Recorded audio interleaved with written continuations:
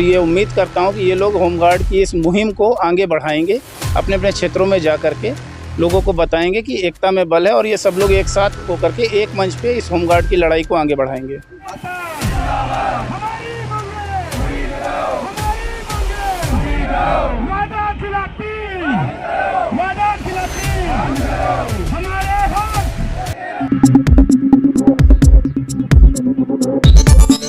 इस होमगार्ड के धरने पे मुझे राजस्थान से झलकर जी ने बुलाया था, तो इस पे मैं इनके बुलाने पे आया था।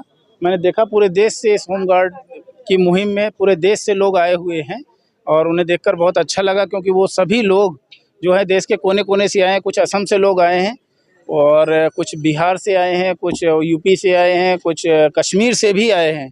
तो पूरे देश से आए हुए इन प्रतिनिधियों का मैं तहे दिल से स्वागत करता हूं और ये उम्मीद करता हूं कि ये लोग होमगार्ड की इस मुहिम को आगे बढ़ाएंगे, अपने अपने क्षेत्रों में जा कर के लोगों को बताएंगे कि एकता में बल है और ये सब लोग एक साथ होकर के एक मंच पे इस होमगार्ड की लड़ाई को आगे बढ़ाएंगे। बात ये आती है कि आज ये लोग धरना दे रहे हैं और कई बार इनका मामला कोर्ट तक भी पहुंचा है, पर इन लोगों को इंसाफ नहीं मिलता है।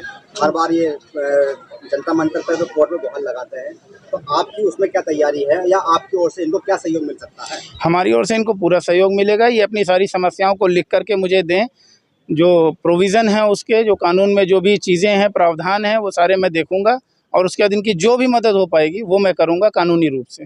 ऑल इंडिया स्तर का धरना है, यहाँ संख्या कम दिखाई जा रही है, पर ये पदाधिकारी लोग ज़्यादातर हैं। सवाल ये आता है कि बहुत बड़ा समूह है, तो क्या आप कुछ संस्थाओं से मिल पाए हैं या खाली एक संगठन के रूप में ही मिल पाए हैं कुछ लोग? नहीं, मैं यहाँ आए हुए सभी लोगों से मिला हूँ और वो सभी लोग देश के अलग अलग कोने से आए हैं। तो मुझे ऐसा लगता है कि मेरा ये संदेश पूरे देश में फैलेगा और वो सब लोग एकत्रित होकर के एक मंच पे आकर के अपनी समस्याओं से सरकार को अवगत कराएंगे, इससे उनकी समस्याओं का निराकरण हो सकेगा। देखिए, वर्षों से होमगार्ड जवानों का शोषण किया जा रहा है। 75 साल पहले जो अंग्रेजों के टाइम पर जो कानून बनाया गया था, वो काला कानून आज तक होमगार्ड पर थोपा गया है। होमगार्ड जवानों से लोक सेवक का काम लेकर इनको स्वयं सेवक के रूप में दर्शाया जाता है। स्वयं सेवक शब्द के कारण इनके हक और अधिकारों को दबाया जा रहा है। इस दबी हुई आवाज को उजागर करने के लिए आज जंतर मंतर से हम लोगों ने एक होमगार्ड की बुलंद आवाज के रूप में धरना शुरू किया है और ये एक मुहिम है। अगर सरकार ने इस काले कानून को, ये स्वयंसेवी एक्ट को खत्म नहीं किया, ये दोहरी राजनीति देश में हम चाहते हैं कि देश में एक ही कानून और एक जैसा कानून पूरे देश के होमगार्डों पर लागू रहे। जैसा वन नेशन वन इलेक्शन, इस तरह की कई योजनाएं जब सरकार ला रही है, तो फिर पूरे देश की होमगार्ड को एक जैसा क्यों नहीं किया जाए। इन सब मुद्दों को लेकर आज जंतर मंतर पर हम लोगों ने हमारी आवाज को उठाने का ये काम किया है। आगे यदि हमारी मांगों को नहीं सुना जाता है तो देश में ये होमगार्ड जवान सड़कों पर नजर आएगा। मांगे किसके सामने रखी है आप? मांगे हमने गृह मंत्री महोदय को ज्ञापन सौंपा है, उनके नाम से यहाँ से ज्ञापन दिया गया है और इससे पहले भी हम गृह मंत्रालय में ज्ञापन दे चुके हैं, सांसदों को ज्ञापन दे चुके हैं। पूरे देश में लगभग सभी सांसदों तक हमने क्षेत्रीय जवानों के थ्रू ज्ञापन भी पहुंचाए थे।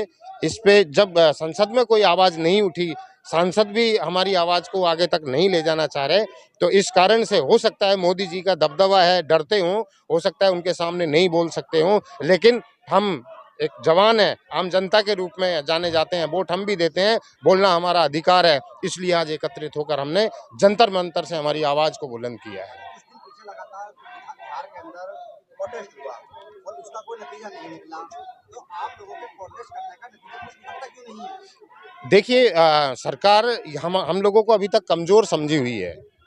चूंकि बिहार अलग करता है, राजस्थान अलग करता है, जम्मू कश्मीर में अलग प्रोटेस्ट होते हैं। आज शुरुआत एक नेशनल मंच के थ्रू की गई है और आने वाले समय में देश में 7 लाख होमगार्ड हैं और मैं कहता हूं कि अगर देश में 7 लाख होमगार्डों ने अगर अपनी जैसे पेन डाउन हड़ताल होती, इस तरह से हड़ताल भी कर दी, तो कानून व्यवस्था चरमरा जाएगी, क्योंकि पुलिस की रीढ़ की हड्डी कहलाते हैं होमगार्ड। फिर भी आप 7 लाख होमगार्ड बता रहे हैं, तो इसमें संख्या महिलाओं की कितनी होगी? देखिए, देश में लगभग प्रत्येक राज्य में 2 से 2,500 महिलाएं इसमें शामिल हैं और ऐसा नहीं है हम महिलाएं नहीं कह सकते, हमारे लिए तो वो भी स्वयं सेवक हैं, वो भी जवान हैं, ना ही उनको कोई अलग से कोई कैटेगरी में शामिल किया गया है। सभी को एक ही लाठी से हाँका जा रहा है। यानी महिलाओं का भी कोई सम्मान नहीं है होमगार्ड महकमे की ओर से? बशर्ते महिलाओं का सम्मान तो बहुत दूर की बात है, महिलाओं का शोषण किया जाता है। ऐसी कई चीजें हमने हमारे राज्य स्तर पर उजागर की हैं। अब देश स्तर पर जब हम लड़ाई लड़ने के लिए आगे आए हैं तो आगे आपको देखने को मिलेगा, हम ऐसे ऐसे बड़े मुद्दे निकाल कर देंगे कि जिससे ये शोषणकारी नीतियों का दमन किया होगा।